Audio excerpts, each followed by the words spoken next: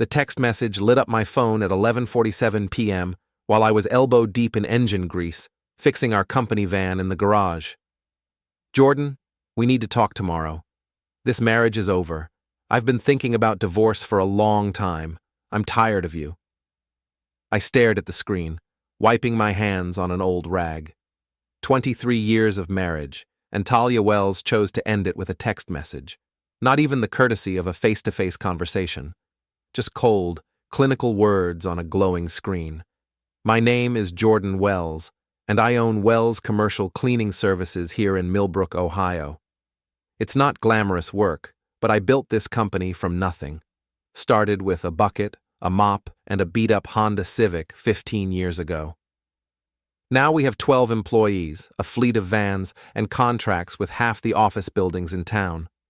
Talia, my soon-to-be ex-wife, is an interior decorator. Or at least, she pretends to be one. She opened her studio 2 years ago with money I loaned her, claiming she needed to express her creative vision. What she really needed was an excuse to spend time with wealthy clients and their friends, people who made her feel important. I walked into the house, my work boots echoing on the hardwood floors Talia had insisted we install last spring. The living room was pristine, decorated in shades of beige and cream that screamed, "Don't touch anything." Family photos had been gradually replaced with abstract art pieces that cost more than most people's monthly rent. "Talia?" I called out, but there was no answer. Her BMW wasn't in the driveway, which meant she was probably at another one of her networking events, code for getting drunk with her new circle of friends who looked down their noses at blue-collar workers like me. Our daughter Gina was in her room, music blasting loud enough to wake the neighbors. At 15, she'd become a stranger to me, more interested in her phone and her mother's approval than spending time with her old man. I knocked on her door. "What?" she yelled without opening it. "Where's your mother?" "Out with her friends. Again. She said not to wait up." I stood there for a moment, listening to the muffled bass through the door. When had everything gone so wrong? When had I become a stranger in my own home? The next morning, Talia breezed into the kitchen like nothing had happened. She was dressed in one of her expensive outfits, a designer blouse that cost more than my work crew made in a day, paired with jewelry I'd never seen before. "Good morning, Jordan," she said, not looking up from her phone. "I trust you got my message." "Yeah, I got it." I poured myself coffee from the pot she hadn't bothered to make for me. Pretty classy way to end a marriage, Tal. Real mature. She finally looked at me, and I saw something in her eyes I'd never seen before. Complete indifference. "Don't be dramatic. We both know this has been coming for years." "Do we?" "Because I thought we were just going through a rough patch." Talia snorted, actually snorted, like I'd told her a bad joke. "Jordan, I've outgrown this marriage. I've outgrown this life. I'm tired of pretending to be happy with someone who has no ambition beyond cleaning office buildings." The words hit like a slap across the face. "No ambition? I built a successful business from nothing. I put food on this table, paid for this house, funded your little decorator fantasy." "Fantasy?" Her voice rose to a shriek. "My business is not a fantasy. I have real clients, important clients, people who appreciate art and beauty and sophistication. People who look down on the guy who pays for it all." She stood up, smoothing her skirt with theatrical precision. "I'm filing for divorce, Jordan. I've already spoken to a lawyer. You'll be hearing from them soon." With that, she grabbed her purse and headed for the door. I watched her go, feeling like I'd been sucker punched by someone I thought I knew. 3 hours later, I was sitting in the office of Margaret Harper, the best divorce attorney in Millbrook. She was a sharp woman in her 50s, with steel gray hair and eyes that missed nothing. "Tell me about your assets, Mr. Wells," she said, pen poised over a legal pad. I laid out everything: the business, the house, our savings accounts, Talia's studio. Miss Harper took notes, occasionally asking clarifying questions. "What about a prenuptial agreement?" "We signed something when we got married, but it was pretty basic." Talia insisted on a post-nuptial agreement 3 years ago when her business started taking off, said it would protect both of us. Ms. Harper raised an eyebrow. Do you have a copy? I pulled out the folder I'd grabbed from our home safe. She read through it carefully, and I watched her expression change. Mr. Wells, this is very interesting. According to this document, if either party commits adultery or engages in financial deception, they forfeit any claim to marital assets acquired during the marriage. What does that mean? It means if your wife is cheating on you, or if she's been hiding money, she gets nothing. Did she have a lawyer review this before signing? She said she did, but I don't think she read it carefully. She was more interested in protecting her business assets. Ms. Harper smiled for the first time since I'd walked in. Mr. Wells, if we can prove infidelity or financial misconduct, your wife just signed away her rights to everything. The charity open house at the Riverside Community Center was Talia's biggest event of the year. She'd been planning it for months, transforming the old building into what she called a showcase of local design talent. Translation: an excuse for her and her friends to show off while raising money for a cause they'd forget about by next week. I wasn't supposed to be there. Talia had made it clear that my presence would be awkward for her clients. But she'd forgotten that Wells Commercial Cleaning had the contract for the community center, and I had every right to be there checking on our work. I parked my van around back and entered through the service entrance. The transformation was impressive, I had to admit. Talia had turned the utilitarian space into something that belonged in a magazine. Soft lighting, elegant furniture arrangements, and enough flowers to stock a funeral home. The guests were exactly what I expected. Millbrook's wannabe elite. People who thought money could buy them class. I recognized most of them: real estate agents, bank managers, the mayor's wife, and a handful of actual wealthy folks from the Hill District. I was checking the restrooms when I heard Talia's laugh echoing from the main hall. But she wasn't alone. Through the partially open door, I could see her talking to Eric Blaine, a real estate broker who'd been sniffing around her events for months. Eric was everything I wasn't: tall, perfectly groomed, with the kind of artificial confidence that came from selling overpriced houses to desperate buyers.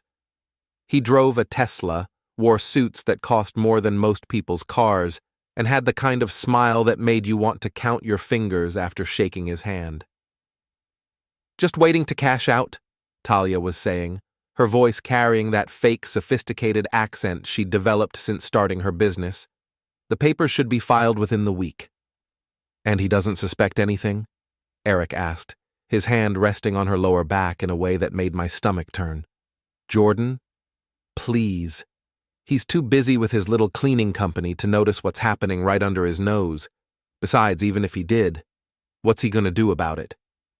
They both laughed, and I felt something cold and hard settle in my chest. This wasn't just about divorce. This was about betrayal, humiliation, and a level of disrespect I'd never imagined possible. I backed away from the door and made my way to Talia's purse, which she'd left on a table in the organizer's area. Inside, I found something that made everything clear: a second cell phone, one I'd never seen before. The text messages told the whole story. Months of conversations with Eric, plans for their future together, and most damning of all, discussions about how to maximize Talia's take in the divorce. There were also receipts: storage unit rentals, hotel rooms, restaurant bills for two. My hands were shaking as I took photos of everything with my own phone. 23 years of marriage, and she'd been planning my destruction like a business transaction. I put everything back exactly as I'd found it and slipped out of the building. In my van, I sat in the parking lot and called Ms. Harper. "I've got what we need," I told her. "Excellent. Don't do anything dramatic, Mr. Wells. Let me handle this legally. Can you be in my office first thing Monday morning?" "I'll be there." That weekend was the longest of my life. Talia acted like nothing had changed, chatting about her successful event and making plans for the future, plans that apparently didn't include me. She even had the nerve to criticize my table manners during Sunday dinner. Really, Jordan, we have guests coming next week. Could you at least try to eat like a civilized person? I looked up from my plate. What guests? The Hendersons are thinking about redoing their living room. I invited them over to see our house as an example of my work. Our house. My house. That I'd been paying the mortgage on for 15 years. But in Talia's mind, it had become a showroom for her business. Monday morning, I was in Ms. Harper's office at 8 a.m. sharp. She reviewed the photos and documents I'd gathered, her expression growing more satisfied by the minute. This is ironclad, Mr. Wells. Adultery, financial deception, hidden assets. She's violated the post-nuptial agreement in every way possible. I can have papers drawn up by this afternoon. How long will this take? With evidence this clear? 6 weeks, maybe 8. She won't have time to hide assets or create complications. The agreement she signed is binding. I spent the rest of Monday moving money. Not hiding it, I wasn't going to stoop to Talia's level, but protecting it. I transferred the business accounts into a new LLC structure that Ms. Harper had recommended, documented every asset I'd brought into the marriage, and traced the loan payments I'd made for Talia's studio. By Tuesday evening, everything was ready. I came home to find Talia in the living room, glass of wine in hand, scrolling through her phone with that smug expression she'd perfected. "How was your day, dear?" she asked without looking up. "Productive." I set a manila folder on the coffee table in front of her. "I thought you might want to see these." She glanced at the folder with mild curiosity. "What is it?" "Divorce papers, filed this morning." The wine glass slipped from her hand, shattering on the hardwood floor she'd been so proud of. Red wine spread across the beige rug like blood. "What?" She grabbed the papers, her eyes scanning the legal language. I watched her face change as the reality sank in. "Jordan, what is this? What does this mean?" "It means you're getting exactly what you asked for. A divorce." Her face went white as she read further. "This says I get nothing. Nothing. That's impossible. Read the post-nuptial agreement you signed, Talia. The one you insisted on. Page 3, Section 4. Infidelity voids all claims to marital assets." "You can't prove—" I pulled out my phone and showed her the photos of Eric's text messages. Her mouth fell open. "How dare you go through my private— How dare I? How dare you?" For the first time in months, I let my anger show. 23 years, Talia. 23 years I worked my ass off to build a life for us, and you threw it away for some slick-talking real estate broker who sees you as a midlife crisis with a trust fund. She was crying now, mascara running down her cheeks. "Jordan, please, we can work this out. I made a mistake." "No. A mistake is forgetting our anniversary. A mistake is buying the wrong brand of coffee. This is betrayal. This is you planning my humiliation while I paid your bills." I picked up the folder and headed for the stairs.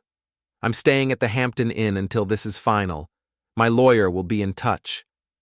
"Jordan, wait!" She was screaming now, all pretense of sophistication gone.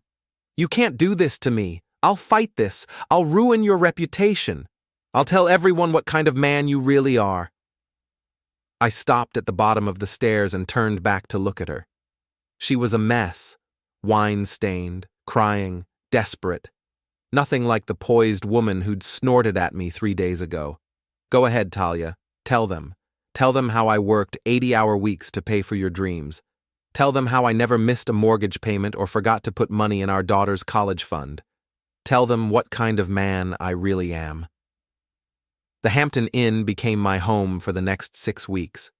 It wasn't much, a basic room with a queen bed, a desk, and a view of the parking lot, but it was peaceful. No more walking on eggshells, no more pretending everything was fine, no more listening to Talia's passive-aggressive comments about my lack of sophistication. My business kept me busy during the day, but the evenings were harder. I'd eat dinner at Murphy's Pub, a working-class bar where I could blend in with other guys who understood what it meant to earn a living with your hands. The beer was cheap, the food was honest, and nobody cared if you ate with your elbows on the table. It was at Murphy's that I ran into Tom Bradley and Mike Stevens, two guys I'd considered friends for over a decade. We'd coached Little League together, had barbecues in each other's backyards, and shared more beers than I could count. "Jordan," Tom called out when he saw me at the bar. "Haven't seen you in weeks, man. Where you been hiding?" I turned around, expecting the usual friendly greeting.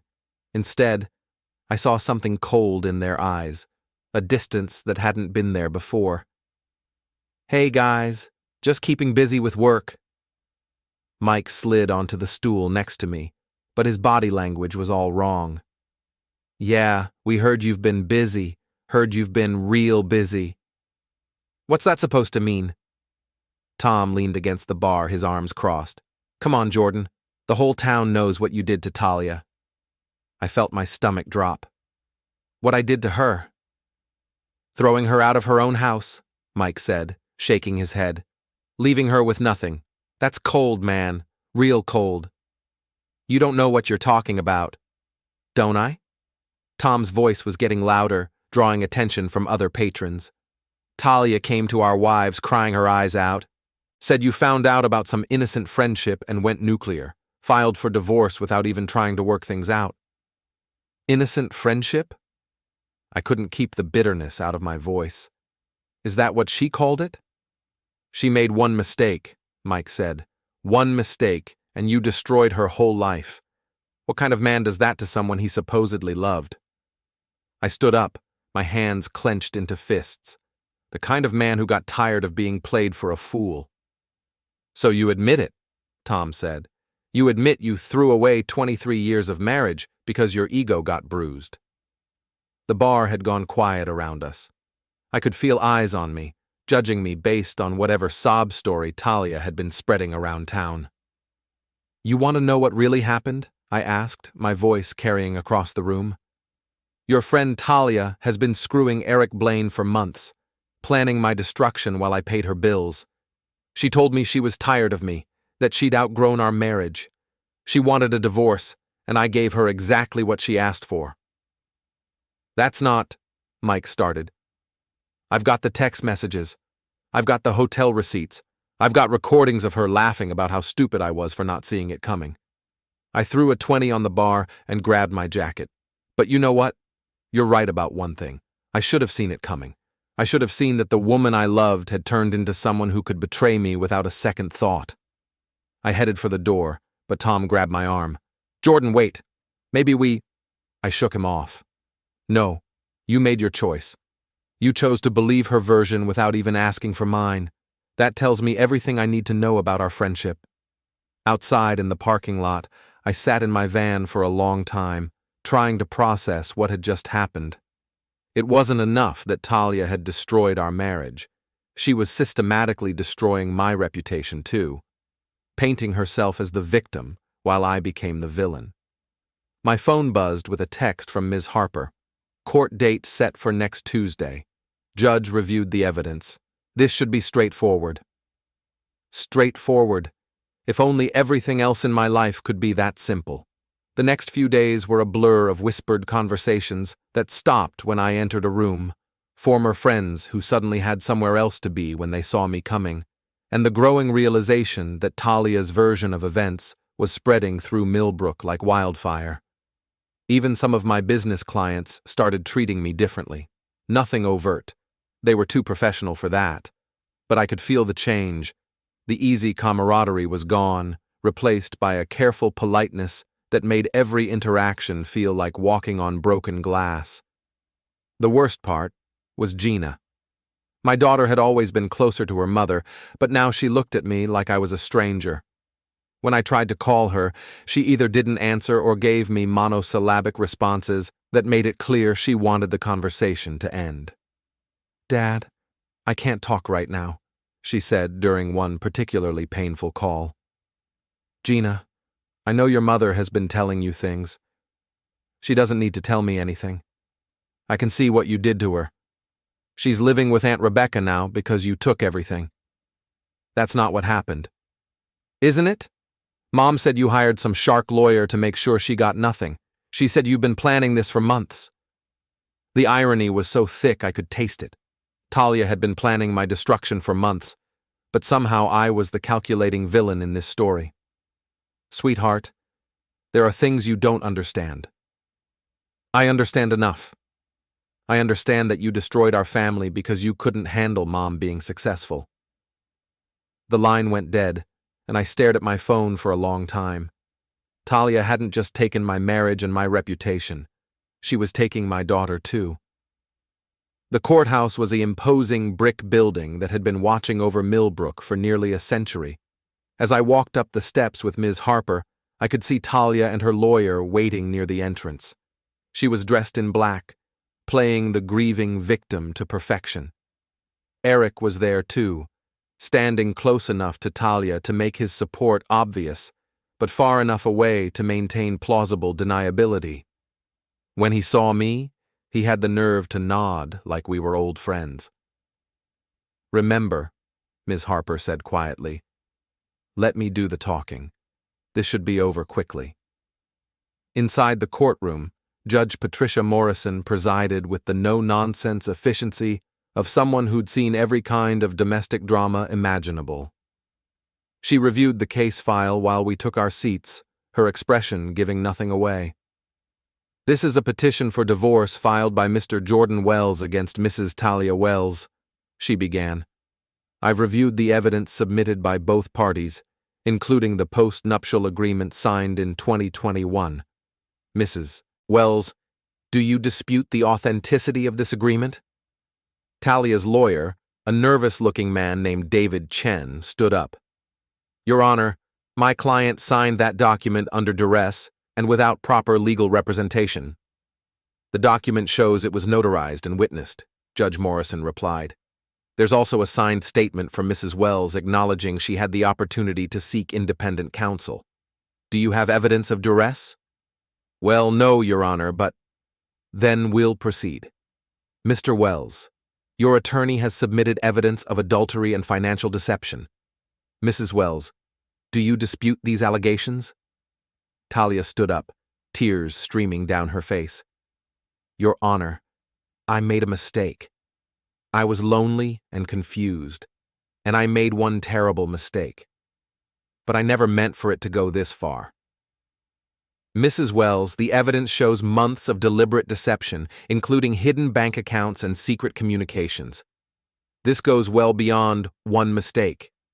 Ms. Harper stood and handed a folder to the court clerk. "Your Honor, we've documented over 40 instances of contact between Mrs. Wells and Mr. Blaine, including hotel receipts, restaurant charges, and explicit text messages discussing plans to cash out of the marriage." Judge Morrison reviewed the documents, her expression growing more stern by the minute. "Mrs. Wells, you signed an agreement stating that infidelity would void your claim to marital assets. The evidence clearly shows you violated that agreement. Unless you have compelling evidence to the contrary, I'm prepared to grant Mr. Wells's petition." "Your Honor," Talia's lawyer tried again, "my client is prepared to accept responsibility for her actions, but leaving her with nothing seems excessive." "Mr. Chen," Judge Morrison interrupted, "your client negotiated and signed a legally binding agreement. She can't claim ignorance of its terms simply because they're now inconvenient. The divorce is granted.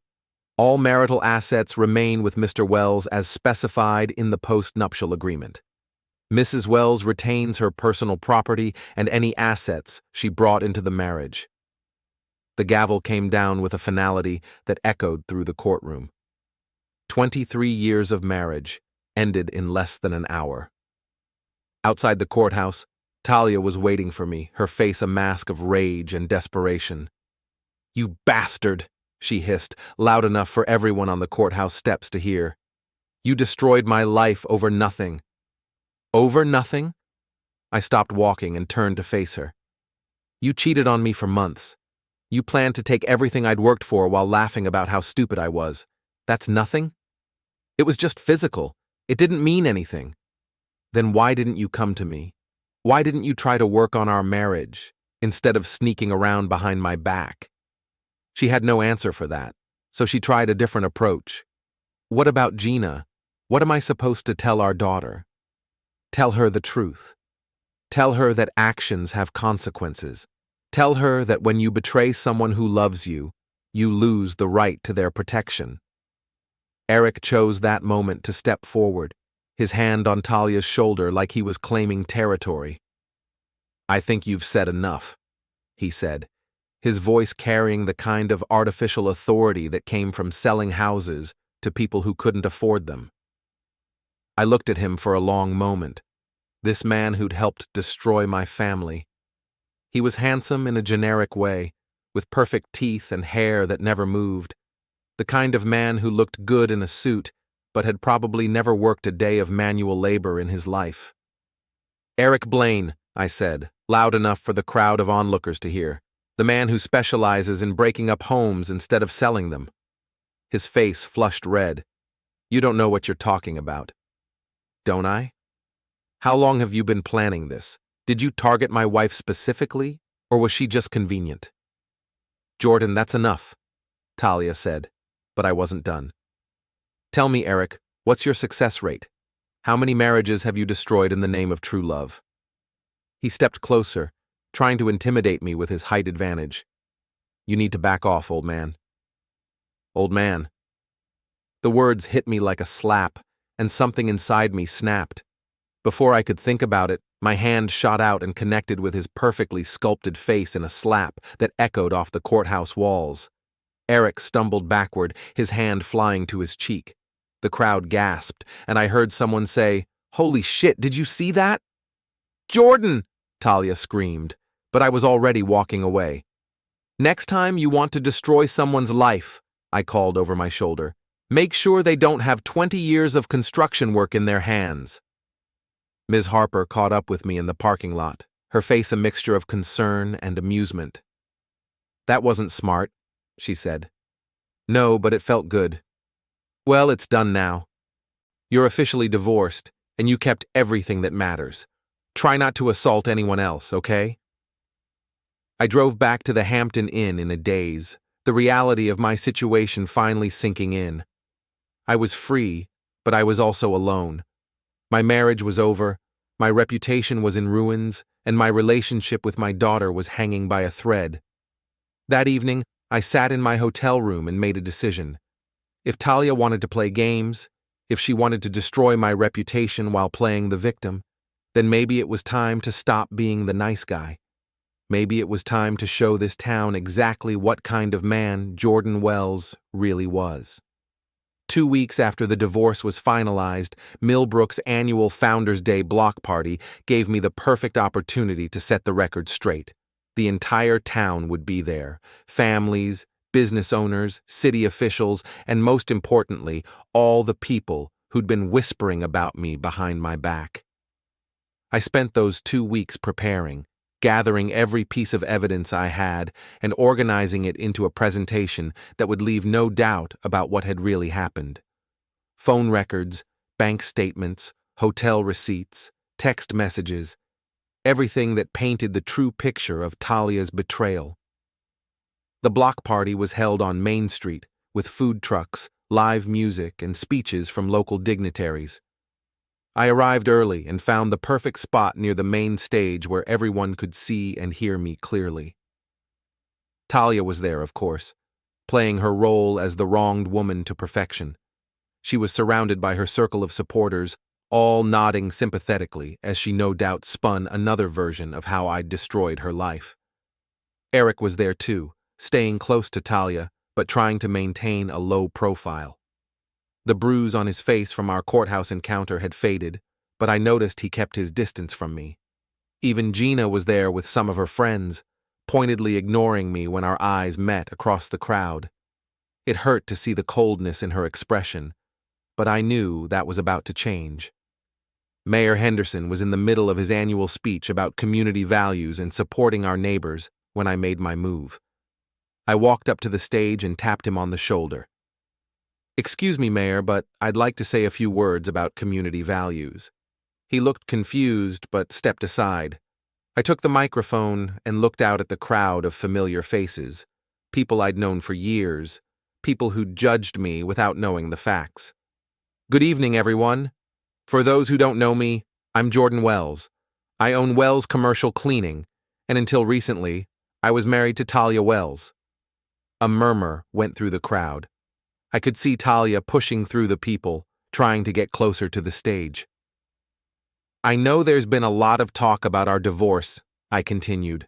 A lot of people have opinions about what kind of man would leave his wife with nothing, so I thought this would be a good time to share some facts. Jordan, don't do this, Talia called out, but her voice was lost in the crowd. I pulled out my phone and connected it to the sound system. This is a recording of a conversation between my ex-wife and her lover, Eric Blaine, taken at a charity event 3 months ago. Talia's voice filled the air, crystal clear through the speakers. Just waiting to cash out. The papers should be filed within the week. Then Eric's voice, and he doesn't suspect anything? Jordan? Please. He's too busy with his little cleaning company to notice what's happening right under his nose. The crowd was dead silent now. I could see shock on faces that had been sympathetic to Talia just moments before. Here's another one, I said, playing a different recording. This is from a phone call between Talia and her sister discussing their plans for the divorce settlement. Talia's voice again. The lawyer says I should get at least half of everything. The business, the house, his retirement accounts. Jordan's too trusting to hide anything. I looked out at the crowd and found Tom Bradley and Mike Stevens, the friends who'd confronted me at Murphy's pub. Their faces were pale with embarrassment. Now, I know what some of you are thinking, I said into the microphone. Maybe I'm the bad guy for recording these conversations. Maybe I should have just taken my lumps and moved on. But here's the thing about trust. Once it's broken, you can't just pretend everything's okay. I pulled out a folder full of documents.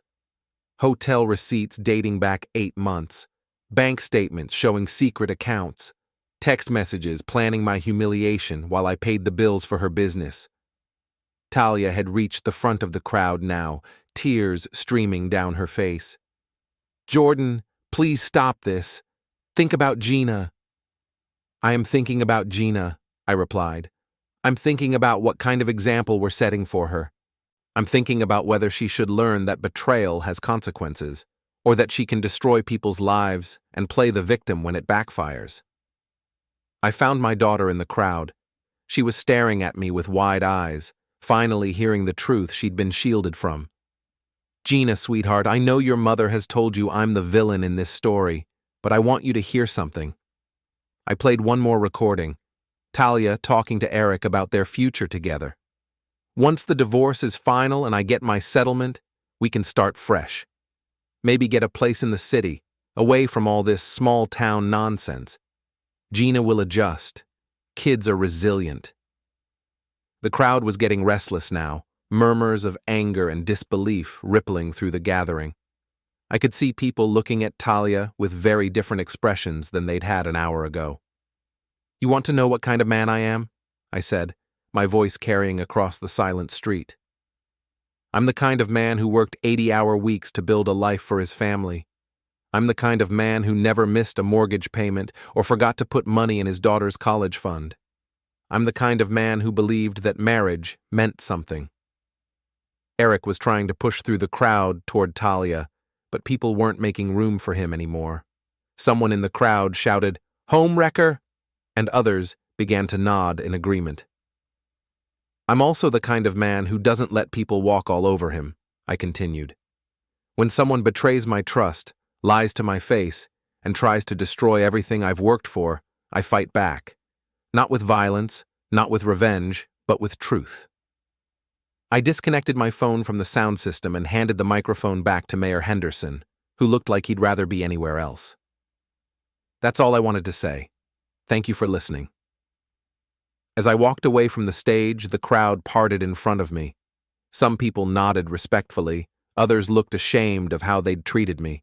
Behind me, I could hear Talia sobbing and Eric trying to calm her down.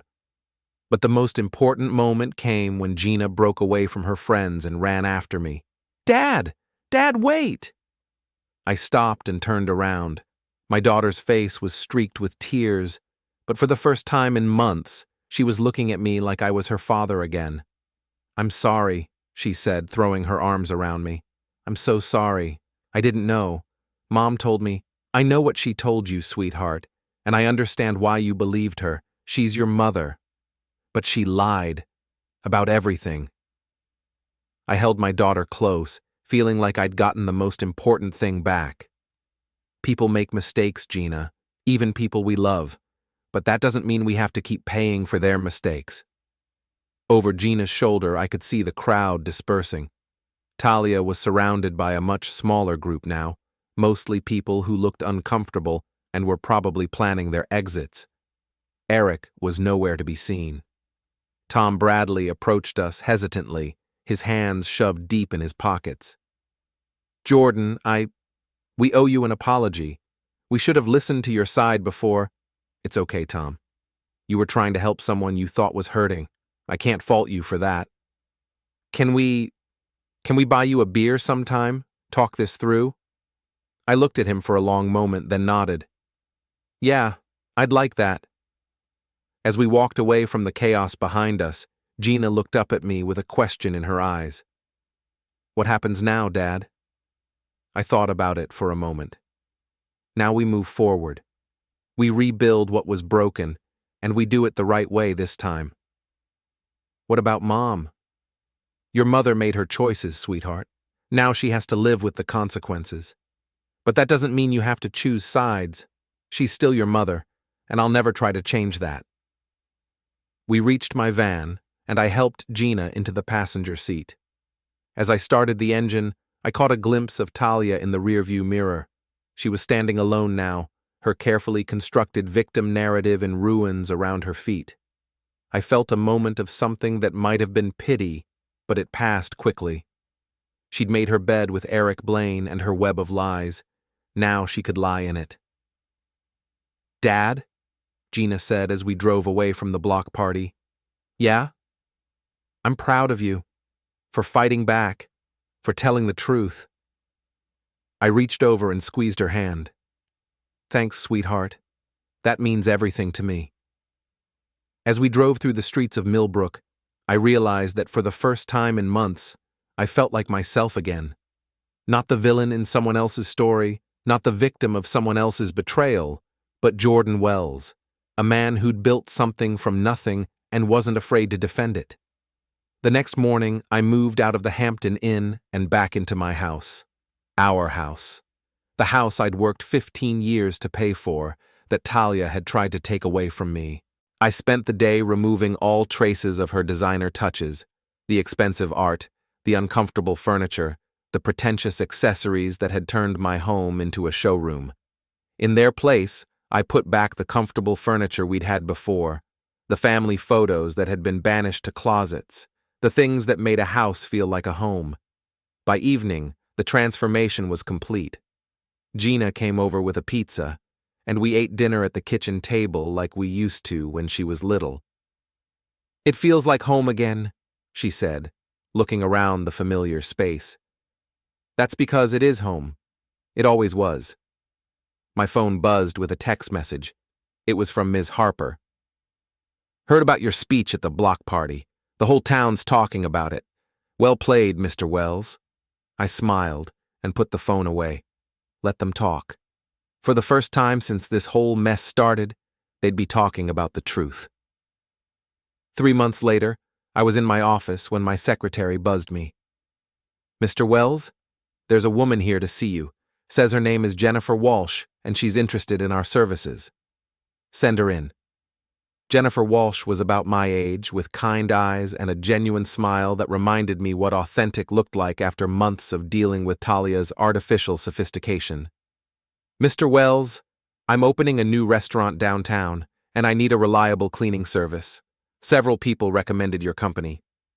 I appreciate that. What kind of restaurant? Nothing fancy, just good food at reasonable prices for working people. I figure this town has enough pretentious places trying to be something they're not. I laughed, the first genuine laugh I'd had in months.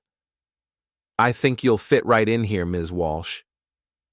As we discussed the details of her cleaning contract, I realized something had shifted inside me. The anger was gone, replaced by something better: confidence. The confidence that came from knowing exactly who you were and not apologizing for it. Talia had moved to Columbus with Eric, according to the rumors.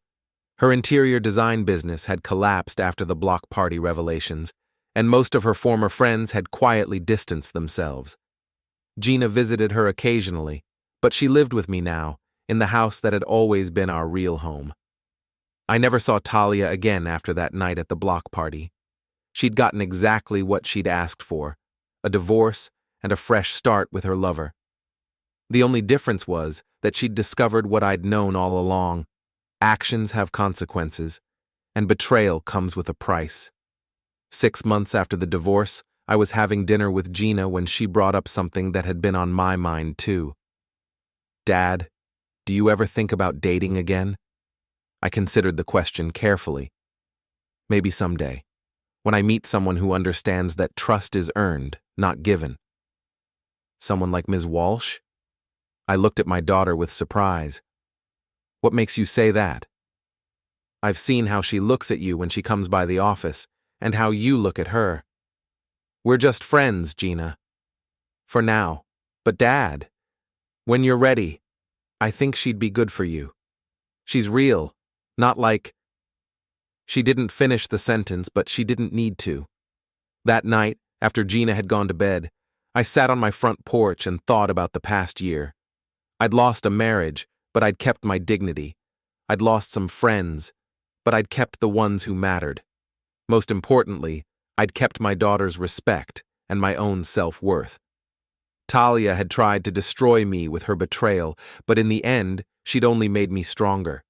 She'd forced me to fight for what was mine, to stand up for myself, and to show my daughter what it looked like when a man refused to be a victim. I pulled out my phone and scrolled through my contacts until I found Jennifer Walsh's number. After a moment's hesitation, I typed a message. "Would you like to have dinner this weekend? Somewhere with good food at reasonable prices for working people?" Her response came back almost immediately. "I'd love to, as long as it's not too pretentious." I smiled and put the phone away. Tomorrow would bring new challenges, new opportunities, and maybe even new love.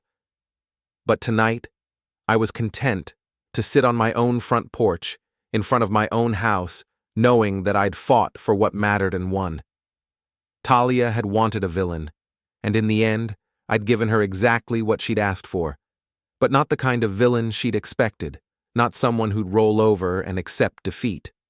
Instead, I'd become the kind of villain who fought back with truth, who refused to be destroyed by someone else's lies, and who understood that sometimes the best revenge is simply refusing to be a victim.